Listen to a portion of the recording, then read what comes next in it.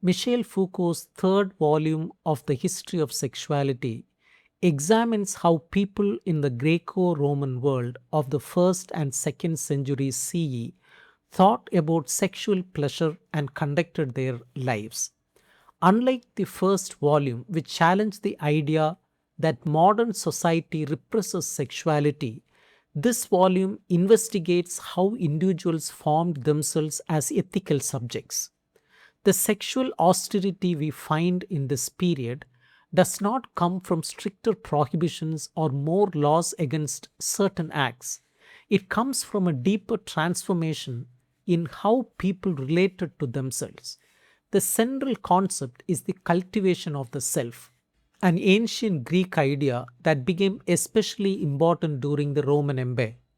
Foucault examines four dimensions of ethical experience: what part of ourselves is at stake, how we are bound to rules, what work we do on ourselves, and what kind of being we aim to become. His method is genealogical, meaning he traces how these dimensions developed over time rather than looking for universal moral truths. The key insight is that sexual conduct cannot be understood apart from the broader art of existence in which it is embedded. When we look at ancient texts on dreams, medicines, marriage, and love, we see not a moral code but a way of living that's centered on attention to oneself. Foucault begins with a strange but revealing text, Artemidorus' The Interpretation of Dreams, written in the 2nd century CE.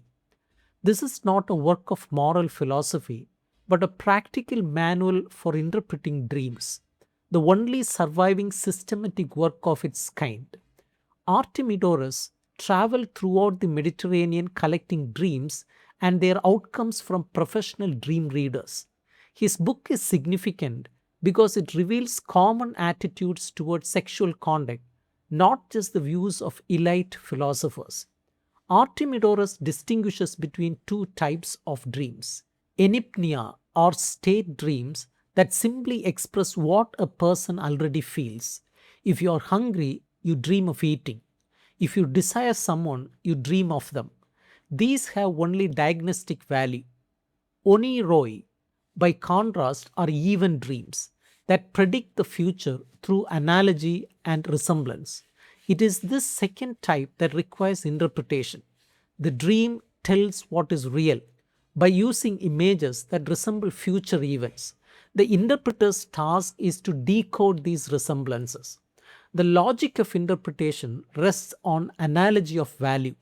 If a dreamed act is good in itself, it forecasts good fortune. If it is bad, it forecasts misfortune. Artemidorus offers six criteria for evaluating dream acts: conformity to nature, law, custom, craft, time, and auspiciousness of name. These criteria are not absolute but shift according to the dreamer's circumstances. A dream that is positive for one person may be negative for another, depending on their social position and life situation. When Artemidorus turns to sexual dreams, he organizes them around three categories: acts in conformity with the law, acts contrary to the law, and acts contrary to nature. What is striking is that these categories are not simply about right and wrong, they are about social status and position. The predictive meaning of a sexual dream depends primarily on who the partners are and their relationship to the dreamer, not on the act itself. Dreaming of intercourse with one's wife is favorable because the wife stands in a natural analogy to one's craft or profession. Just as one engages in legitimate work with her, one profits from her as from a prosperous occupation. Dreaming of a slave is also favorable because slaves are possessions. Enjoying pleasure with them means profiting from one's property. Dreaming of a prostitute, however, is less favorable because it involves useless discharge of semen and expense without benefit. The social hierarchy determines the dream's meaning. Acts contrary to the law are essentially incest. dreaming of intercourse with one's father or daughter is almost always unfavorable. It signals useless expenditure, conflict over authority, or financial loss. Interestingly, dreaming of intercourse with one's mother is often favorable because the mother symbolizes one's trade, native land, or the fertile earth. This is not because incest is morally acceptable, but because the dream's predictive logic follows social rather than moral categories. Acts contrary to nature include non face to face positions, oral eroticism, and sexual relations between men. What makes these unnatural is not simply that they violate some abstract norm, but that they deviate from the position nature established for humans. Oral eroticism is condemned as wasteful. Female homosexuality is condemned because a woman usurps the male role through artificial means. The natural position is face to face with the man on top because this represents complete possession. What emerges from Artemidorus' text is a social logic of interpretation. The dreamer is always present in the dream as the leading actor. The act of penetration, who penetrates whom, is a central question. Penetration is understood as a social scenography of dominance and submission, victory and defeat, expenditure and profit. The dream uses this little drama to tell the dreamer's social destiny. Foucault identifies two principles at work here. The isomorphism principle holds that a sexual dream is good when the dreamer's sexual position matches his social position. Being active with a slave is good. Being passive with a slave is bad. Being active with a wealthy older man is good. Being passive with a poorer younger man is bad. The economic adequation principle holds that sexual activity must be properly regulated in terms of cost and benefit. Much expense for little pleasure is bad. Spending semen uselessly on those who cannot repay is bad. These principles reveal that the sexual dream is not really about sexuality at all. It is about subject's social destiny. The sexual actor in the dream anticipates the role he will play in family life, professional endeavor, and civic affairs. The dream tells the dreamer's fortune, not his desires. This is why Artemidorus' interpretations consistently discover social significations, success or failure in business, enrichment or impoverishment, family prosperity or misfortune, good or bad luck in public career. A striking passage confirms the social logic. Artemidorus analyzes the meaning of the penis in dreams, calling it the anagkion, the necessary part whose needs compel us and by whose force others are compelled. The penis corresponds to parents because it causes children. It signifies a wife or mistress because it is made for intercourse. It indicates brothers and blood relatives because the interrelationship of the whole house depends on it. It is a symbol of strength and physical vigor, of wealth and possessions, of poverty and servitude. It even indicates the respect inspired by high rank.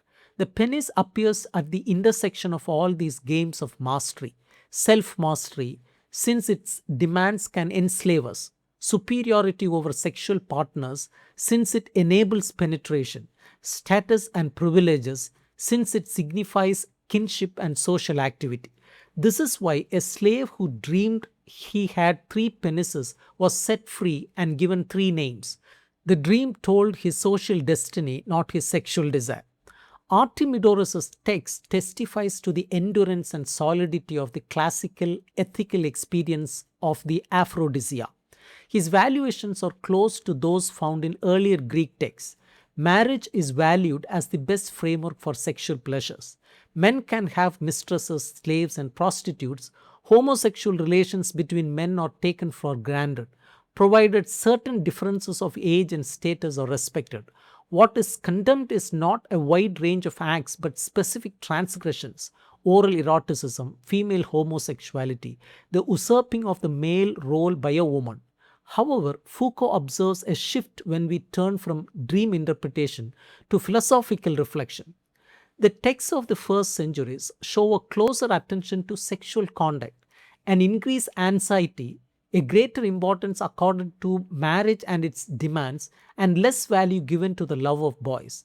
This is not a tightening of prohibitions but an intensification of the relation to oneself. The ethical thought of the period no longer focuses so much on the excesses that must be mastered in order to exercise domination over others. It gives increasing emphasis to the frailty of the individual, the need for universal rules grounded in nature and reason, and the importance of developing practices by which one can maintain self control and eventually arrive at a pure enjoyment of oneself. This brings to the heart of Foucault's analysis the development of the cultivation of the self. The principle of care of oneself was ancient in Greek culture, appearing in Xenophon, Plato, and Socrates. But in the imperial period, it became more general in scope, took the form of an attitude and mode of behavior, evolved into procedures and practices, and came to constitute a social practice giving rise to relationships between individuals. For Epictetus, man is the being who was destined to care for himself. The God seers entrusted and committed us to ourselves alone. Reason is the faculty that enables us to use ourselves freely. For Seneca, care of the self requires a whole vocabulary of activities. Se formere, to form oneself; sibi vindicare, to claim oneself; si facere, to make oneself; in se residere, to withdraw into oneself. Marcus Aurelius expresses the same haste. If you care for yourself at all, rescue yourself while you still may. This care of the self is not a retreat into private life. It is a social practice involving schools, teachers, guides, and friendships. It is linked to medicine through the shared concept of pathos, passivity or disorder, that affects both body and soul. The philosopher's school becomes a physician's consulting room. The work of self examination, testing, and control of representations becomes central. The goal is not to discover hidden desires but to establish mastery over oneself and enjoy a pure relation to oneself. Medicine in this period played an important role in framing the question of sexual pleasure.